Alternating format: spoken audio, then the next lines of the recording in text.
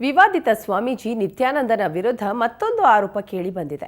ಬಿಡದಿಯ ಆಶ್ರಮದಲ್ಲಿ ತಿಂಗಳುಗಟ್ಟಲೆ ದುಡಿದ ನೂರಾರು ಶ್ರಮಿಕರಿಗೆ ಕೂಲಿ ನೀಡದೆ ವಂಚಿಸಿರುವ ಆರೋಪ ಕೇಳಿಬಂದಿದೆ. ಸುವರ್ಣ ನ್ಯೂಸ್ನಲ್ಲಿ ವರದಿ ಪ್ರಸಾರವಾಗ್ತಾ ಇದ್ದಂತೆ ಕೂಲಿ ಕಾರ್ಮಿಕರಿಗೆ ಕೂಲಿ ಹಣ ನೀಡುವ ಭರವಸೆ ದೊರೆತಿದೆ. ಇದು ಸುವರ್ಣ ನ್ಯೂಸ್ ಇಂಪ್ಯಾಕ್ಟ್.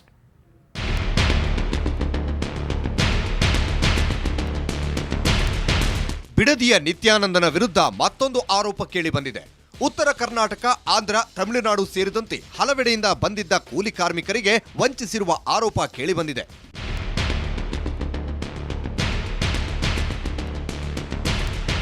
ಕಳೆದ 4-5 ತಿಂಗಳಿಂದ ಪೇಂಟಿಂಗ್, ಕಾರ್ಪೆಂಟರಿ, ಕಲ್ಲು ಹಾಸುವುದು ಸೇರಿದಂತೆ ಹಲವು ಕೆಲಸ ಮಾಡಿದ್ದ ಕಾರ್ಮಿಕರಿಗೆ 1 ಕೋಟಿ ರೂಪಾಯಿ ಬಾಕಿ ಉಳಿಸಿಕೊಂಡು ವಂಚಿಸಿದ್ದಾನಂತೆ. ಕೆಲಸ ಆಗೋವರೆಗೂ ಒಳಗೆ ಬಿಡ್ತಾ ಇದ್ರು, ಕರ್ಕೊತಾ ಇದ್ರು.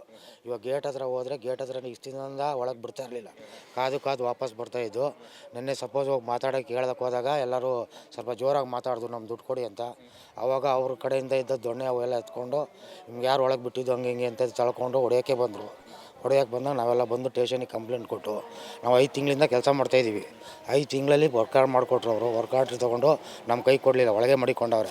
ಕಳೆದ 1 ತಿಂಗಳಿಂದ ಕಾರ್ಮಿಕರು ಆಡಳಿತ ಮಂಡಳಿ ಬಳಿ ಹೋಗಿ ಹಣ ನೀಡುವಂತೆ ಮನವಿ ಮಾಡಿದ್ದಾರೆ.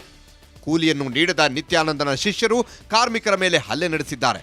ಈ ಸಂಬಂಧ ಇಂದು ಸುವರ್ಣ ನ್ಯೂಸ್ ವರದಿ ಮಾಡ್ತಾ ಇದ್ದಂತೆ ಪೊಲೀಸ್ ಠಾಣೆಗೆ ದೌಡಾಯಿಸಿದ ಆಶ್ರಮದ ಸಿಬ್ಬಂದಿ ಸೋಮವಾರ ಹಣ ನೀಡುವುದಾಗಿ ಭರವಸೆ ನೀಡಿದ್ದಾರೆ.